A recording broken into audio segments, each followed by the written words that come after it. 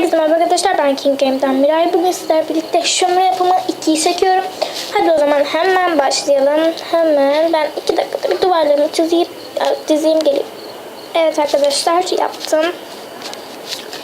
Hemen çakmakla yakayım ve stone'la, yani yarım basamakla şöyle kaplıyorum.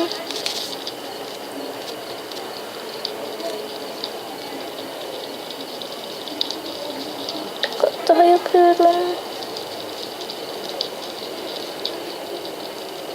Ve evet arkadaşlar, birinci şöminem hazır. İkinci şömineme geçiyorum. Şömineme. Burada da gene basamakla yapıyorum. Arkadaşlar sesler geliyorsa gerçekten çok özür dilerim. Bunda benim suçum yok. Evet, hemen başlıyoruz ve başlamadan bitiriyoruz. Evet arkadaşlar, beni seyrettiğiniz için çok teşekkür ederim.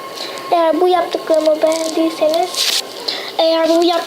beğendiyseniz like atmayı, abone olmayı ve yorum yazmayı sakın ama sakın unutmayın. Sizleri seviyorum. Görüşmek üzere.